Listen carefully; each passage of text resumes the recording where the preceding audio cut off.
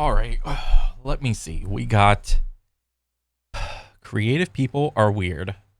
Josh Strife says, I gotta see this. Don't let anyone end your weirdness. Hey Josh, for a couple of years now, I've thought that RPGs could massively improve if they'd stopped using leveling or gear progression as the main gameplay core. Did you ever try to come up with your own progression system or core mechanic? Ooh, that's a good question. Oh, let me think about that. So a lot of the time in RPGs, like almost every RPG really, it's like kill the guys, get the experience. Sometimes you loot the stuff, you get the weapon, you get the armor, and that's the mechanic. That's the progression leveling up mechanic. Um, Something that I figured out in what do you call it? In Dragon's Dogma that I really liked is in Dragon's Dogma 2, when you level up, yes, you can like find some better gear and stuff, plus armor, plus stats. But like whenever you got a level in Dragon's Dogma, whatever class you were, it just automatically gave you like the best distribution of stats. It it was so casual friendly in that respect.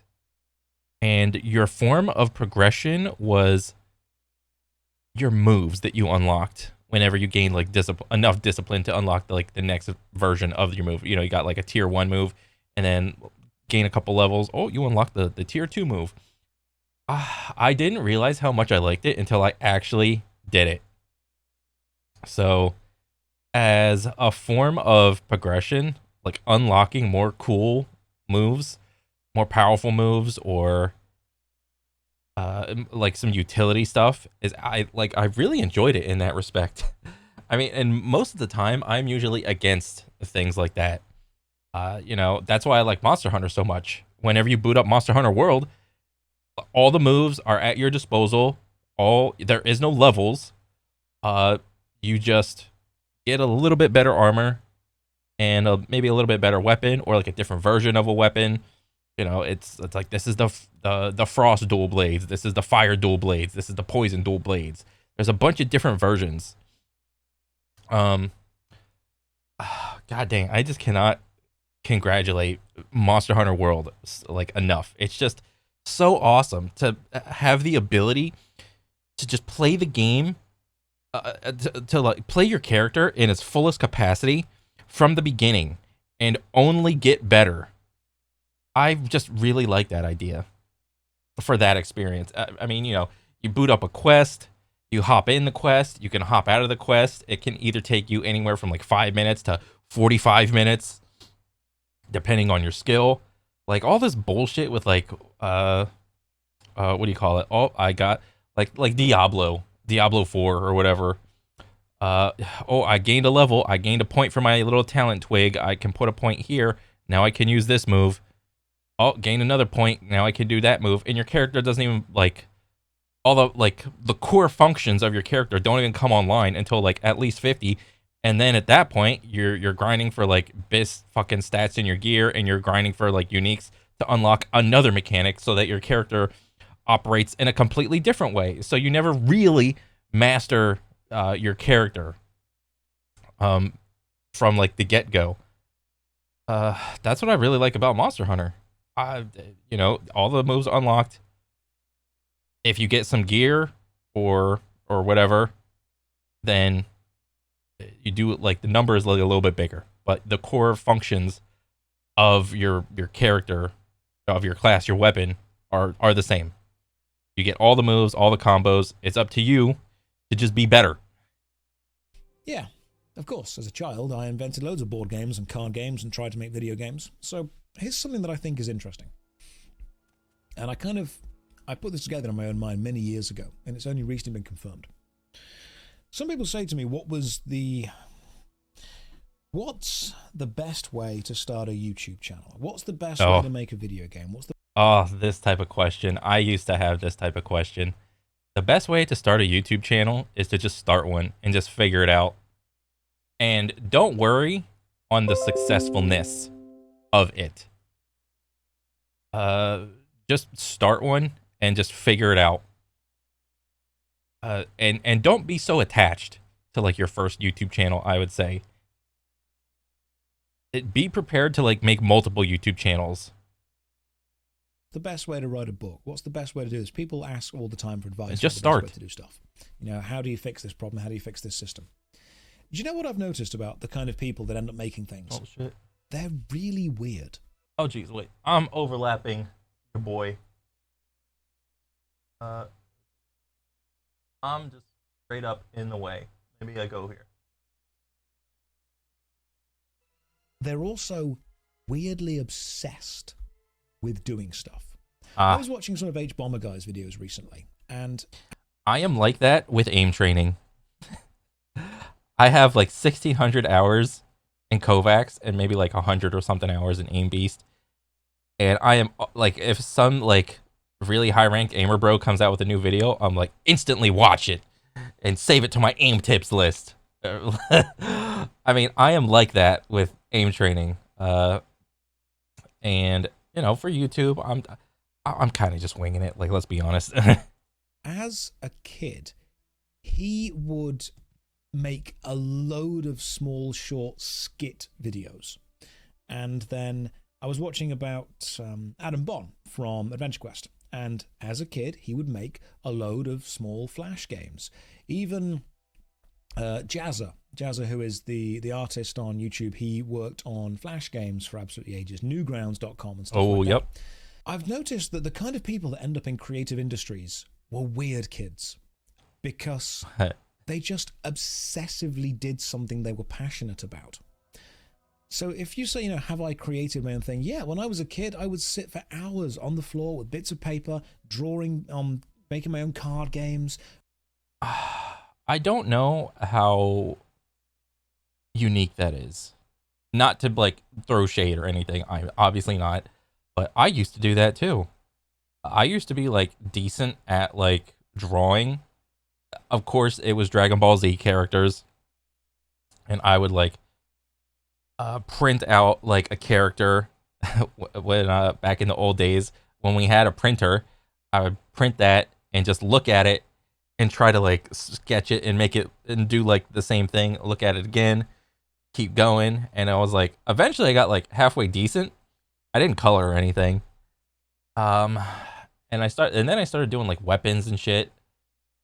That was a period. I never got into like landscapes. I don't know why. I always thought they were like really hard and difficult. I didn't understand the concept of like foreground, background, midground, and all that shit. But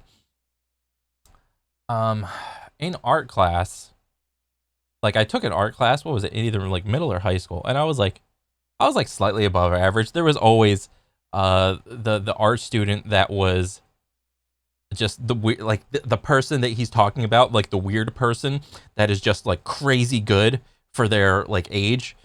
They're just like exponentially better because that's how like skill happens in life. It's not like it's linear up into a point, and then once you reach a point, it just goes like whoa, like way the fuck up. I was looking at like some of these like people's art and what they made, and I was like, damn, that's good.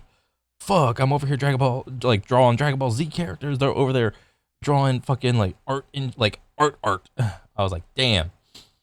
But I've just lost my train of thought. Writing rules for Warhammer because I couldn't. Oh, that.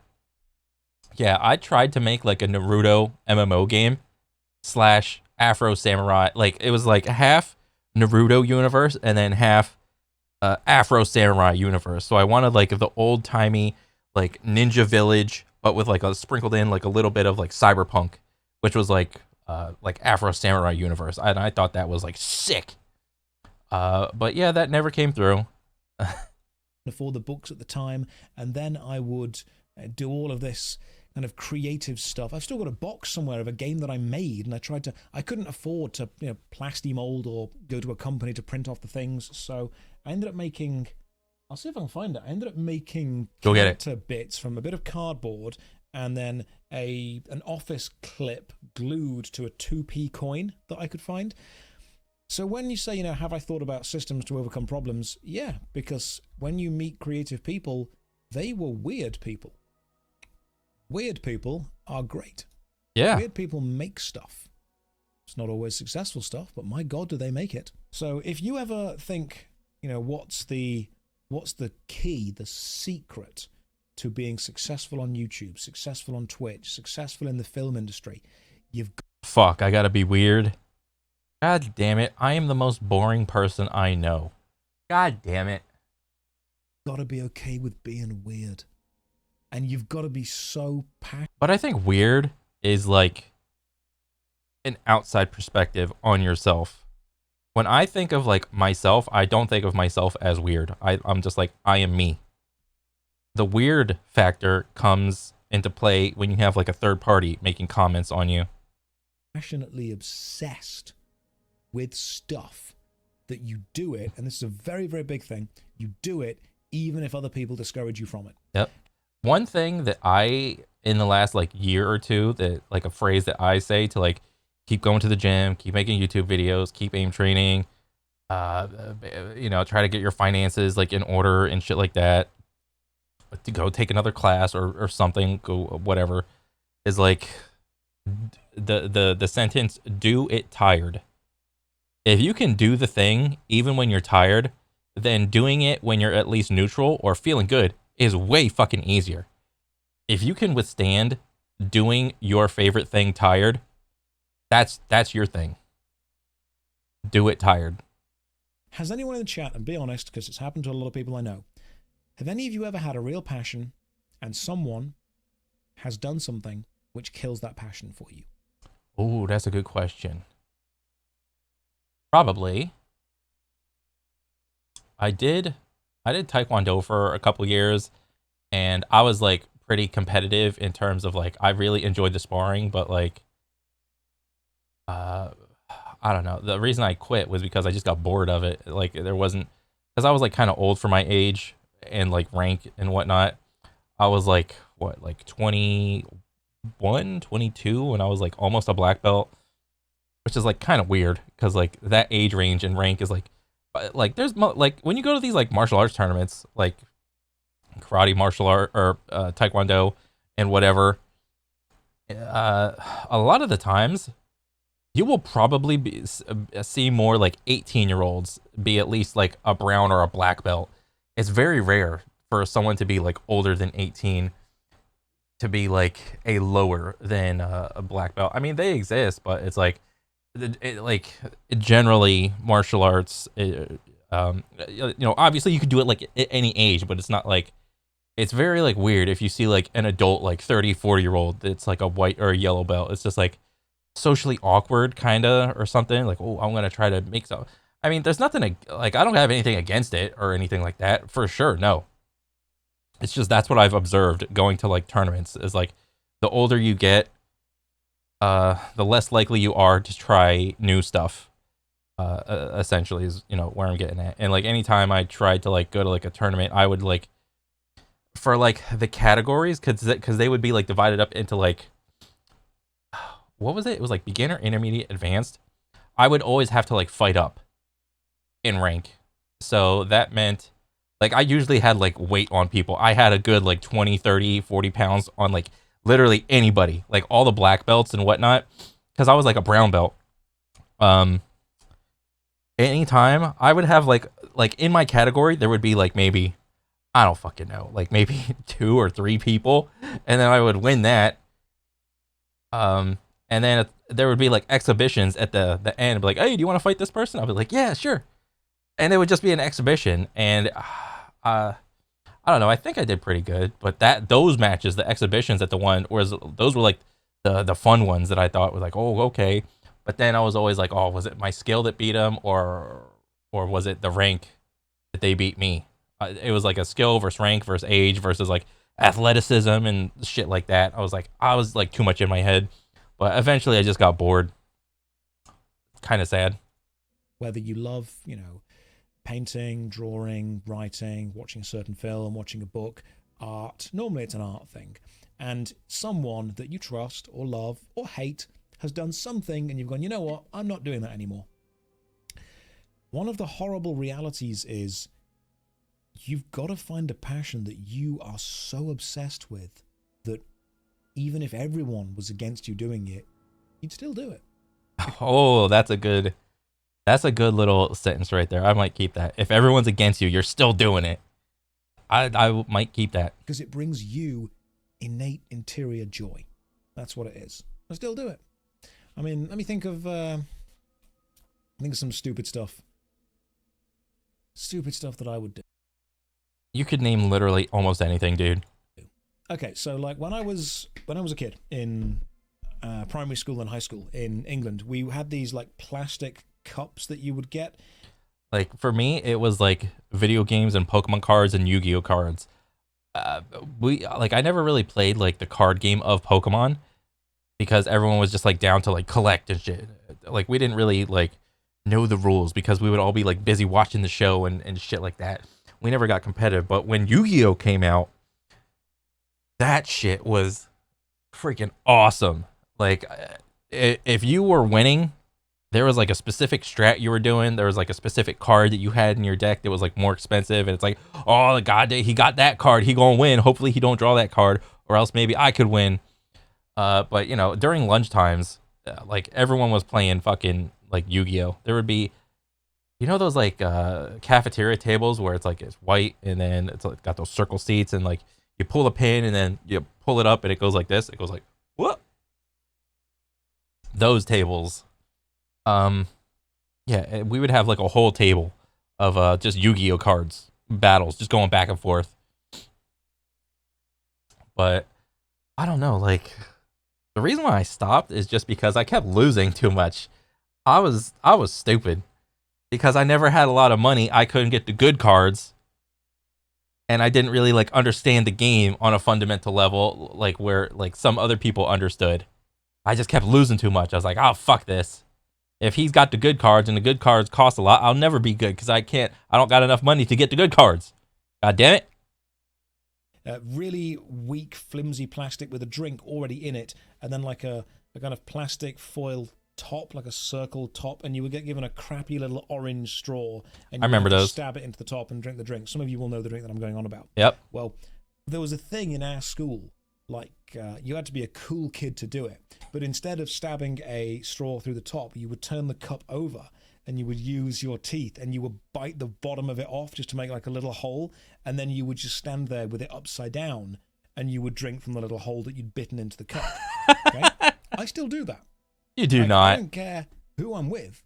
I don't care if it's the CEO of a company. I don't care if it's a friend. I don't care if it's like a convention thing. I get one of those little tip-top cups. Thank you for putting the name in the chat. I'm drinking it like that because that's how I did it. What was and it? That brings me a weird friend. I don't care if it's like a convention thing. I get one of those little tip-top cups. Let me see this. Tip top cup. I don't know. Drinks? Oh, fuck. This thing. How do you fucking put a hole in it? Like with your teeth? I guess. Bro, don't they have like wine coolers for like in this style? Thank you for putting the name in the chat. I'm drinking it like that because that's how I did it, and that brings me a weird innate sense of personal joy. All right. Keep doing that. If someone ever comes up to me and goes, "That's stupid, stop doing that," all right, cool. That's your opinion. I respect that. I'm still going to keep doing it. That's so if someone funny. Kills your passion. I know that we've gone on from, you know, your original question was, have I tried to design systems that would solve the problem of RPGs requiring vertical leveling instead of horizontal leveling? Yes, but I've tried to solve every single creative problem because it brings me an incredible sense of joy to try to solve problems, to be creative, even if it's not necessarily super productive. That's what I would do anyway. That's so cool. If any of you want to get into the creative industry, if you want to make a game, people come to me and say, "Oh, how do I write a book?" It's very simple. You sit down, think of a story, and then try to arrange words that will tell somebody else that story. That's it. And people will say to me, "Oh, but I'm not very good." Oh, okay, right. No, you didn't come to me and say, "How do you write a good book?" You said, "How do you write a book?" Yeah. And you just do that. And the thing you write will be crap. And yeah, just start. then you will learn through the process of doing it how to be less crap the next time you try something. And this actually all links back to we were talking about schools earlier, how I feel that schools have very much failed a lot of the modern students. Mm. I think that the best way to learn to do something well is to try and do it badly, work out why you're doing it badly, and then stop doing that. But continue to do the thing, just don't do the bad bits. And you only learn the bad bits by doing stuff a lot. Everyone, a lot of school kids that I've seen nowadays are so incredibly terrified of failing. They do not want to fail because to them, the act of failing is itself a problem. Yeah. And like the word fail could mean like a couple things, like in terms of like school. Like if you got like an F on something, that's obviously a fail. But like to some people, like where their standards are really high, like it's like I only want my kid to get A's. It's like they view a B as a failure. It's like that's fucking crazy. Like holy shit. Whereas actually the act of failing is a point that you reach when you've attempted a process and you've discovered that the process hasn't worked, which itself is a great amount of knowledge to gain. I know hundreds of ways not to make a YouTube video. And I only know that because I've made hundreds of bad videos. And now I make somewhat okay videos. They're not great. There's problems in them still, but you're going to go through it. Failure is growing. That is true. Completely agree with that. So if you want to write a book, if you want to do anything, if you want to design a system, just give it a go. How does it work? Let's say, right, okay, you want to write a story. What about? Where are you going to go to? What's the character's name? Where are they moving from and to, that kind of stuff? Josh, I want to create content on YouTube, but I dislike my own voice. How do I get over the anxiety of it? I still have not really, I mean, I kind of gotten used to like my voice and shit. I don't know if I will ever be completely comfortable with listening to myself. I don't know. It's just weird. You may dislike your own voice, but here's the great thing. You're not making videos that you would watch. You're making videos that the audience would watch, and the that is a good insight, because some people would like to watch, some people make videos that they would watch, and some people make videos specifically for their audience. I mean, essentially me, like, me personally, I still watch react videos. And because I like just listening to like what other people think about things. So like I would probably watch this and do like a VOD review of myself to try to just get better at it, essentially. If I wanted to get like better quicker at doing this like type of video style or whatever. But I mean, for me, I essentially make videos that I would watch, but I know that's not the case with everybody. But you know, I don't like, I have a job. I don't need YouTube income. I haven't quit my job or anything like that. This is just like a side thing I'm doing, and you know, hopefully I get good at it enough to the point where I could quit my job. But if I can't quit my job, I still have that to fall back on. So it's yeah. The audience don't care about your voice. The audience literally just want to listen to you explain a good video to them. Yeah. They just want to hear your jokes. They want to hear your input. They want to hear your thoughts. You aren't making a video for you. You might value the content that you've created, but ultimately you're making a video for them. It is a tool that you've got to get information to the audience. If you don't like the way that your voice sounds, you very much, unfortunately, have to just accept that that doesn't actually affect the efficiency of using the tool. The voice is just a means of communication with somebody else. Yeah. As long as you can do that, it's working. I am very much of the 80-20 rule, the Pareto principle. It doesn't need to be perfect. It does need to exist. If you record something and you listen to yourself back and you think, oh my God, I hate my voice. Okay, cool. Once you've recorded 1,000 things, you won't care anymore. Dang, that's pretty true. Just listen to my dumbass self ad nauseum and just be okay with sounding like that. Yeah. It's one of those things where the first time you ever do it, you're incredibly critical of yourself. Yeah. And the 1,000th time you do it, it's not even a thing. you don't even care anymore.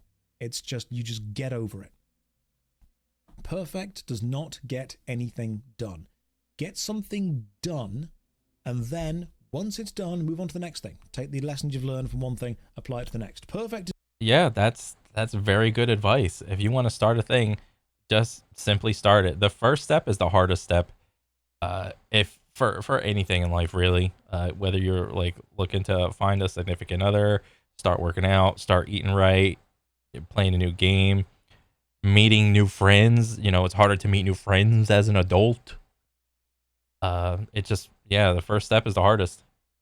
Is the enemy of done. Yeah. That's what this stream is, by the way. We complain about the youth. We then talk about the state of the world in general. We play some Morrowind. Occasionally, we make a dick joke. That's the dichotomy of man. Yeah, there's nothing wrong with that. Varied we get in this stream all the time playing Morrowind. So very much hope that's what you guys are after, because that's what you're going to get in this stream. You get classic 2002 RPG with modern day philosophical ramblings of middle-class English guy. Okay. Yeah, and the occasional dick joke. Hey, is it better than never starting, but it's so hard to start when you tell yourself you're rubbish? Yeah, that's the great thing. You will be rubbish when you start, but no one expects you to be good. Yeah. People just... That I think people need to get that out of their head. Like, you're not, like... Bro, when I first started, like, aim training, I thought I was going to be, like, decent, but I didn't understand how bad I was until I started doing, like, a benchmarks and shit. I was like, damn, I suck, but I want to get better, all right? So it kept on going and snowballing and shit. Expect you to try. Anyone that's worth their salt at all for either something they've achieved or something that they expect you to achieve will understand that you starting is more impressive than telling people that you're going to start. Yeah. I get hundreds of messages on Twitter, Instagram, Discord, Twitch, YouTube, combined a week. Damn. From people telling me they're going to start a project. I don't have time to respond to all of these. I get maybe 1 or 2 messages a week from people saying, here is something I have made. Ooh. I will try my hardest to respond to those, because saying that you're going to start something, super easy. Actually making anything, no matter how crap it may be, very impressive. You want an example of starting crap and getting better? Go to MatPat's channel, Game Theory. Go back and watch his very first video ever uploaded. It's MatPat in the theatre playing the narrator for the stage show Blood Brothers. Dang. Random video uploaded. Go and watch his very first Game Theory video. It's not bad, but the audio is not balanced, the graphics aren't good, the theory isn't great. As a video compared to what he's got now, it sucks. But the great thing is, he had to make it to be able to compare it to what he has now. So I very much am of the opinion... Yeah. I need to summon this ghost some more. Hang on, these Draugr are kicking my ass. They all start with trash. But I am so much... I never knew how to say this enemy type. But hearing Josh say Draugr, it makes more sense. Because it's like, was it Drauger? I always called it like Draugr or something like that. I forgot how exactly it was spelled. But, or Draugr or something like that. But it's just nice to hear someone else try to say it the right way. Draugr. Okay. Much more impressed when people create trash than when people say they're going to create something amazing. Because it often doesn't end up that way. Fine, you've inspired me, go and start. I don't care if what you make is terrible. I care that it exists. If someone hands me the worst cooked meal they've ever made, but it's the first meal they've made, and says, hey, how can I improve? I will walk with you to the kitchen, and we will try and learn how to cook together. I know certain things, I don't know others. I'll call up Chef PK. We'll see what he can help us with. He's a better cook than I am. But if someone comes up to me and says, I'm going to be the best chef ever, okay, go and do that. Go and make something. Step 1, make something. Make something. Doctor, no, you are not making an MMO with 100% scientific dragons. We have been through this. What? The MMO community has survived the 100% scientifically accurate dragon fiasco. That saga has existed, it has come and it has died. I have like some video I gotta watch about fucking dragons. Maybe he's talking about that one. And it will stay dead. By the grace of God, it will stay dead. 100% scientifically accurate dragons. Oh, that was a moment in MMO. What? I am like, that is just completely over my head on that shit. Was there a game that tried to make 100% scientifically accurate dragons? History. Josh, what is the best way to be a good content consumer? That's a good question. I suppose the best way would be, what do you want to consume and why? Well, shit. And I think when, like, being a consumer, your taste changes over the course of time. Like, I don't enjoy the same things that I did when I was like 12, 13, 14, 15. I will occasionally, but it's like super rare. Like bum fights or something like that, or like crazy Walmart fights on Black Friday, street fights, backyard fights, a lot of fighting. Yeah, I don't really like consume that anymore. Your taste changes as a consumer, and like you cannot be like 100% moral. You cannot be 100% moral as a consumer, because in some way, shape, or form, there's always going to be some amount of degrees of separation to where you're supporting something that you probably, upon like further scrutiny, you would probably disagree with. But I've only arrived there because of all of the consuming I've done in the past. I would like to think that I'm a smarter consumer now. I mean, essentially, I'm way more stingy with my money and frugal. But I couldn't have gotten like that unless I just, in the past, just spent my money like willy-nilly and stupid. One of the best ways is to be mindful of what you're doing. Can you explain what scientifically accurate dragons are? No, no one can. That's the point. The best way to be a consumer, apparently, according to Hasbro, that I've discovered recently, is to release spoilers for 5 different Magic the Gathering sets at once. There's product fatigue, Hasbro. I know that the Hasbro execs aren't going to hear me on top of their mountains of cocaine on their yachts, in the pools of their bigger yachts on their private island, but there is such a thing as too much Magic.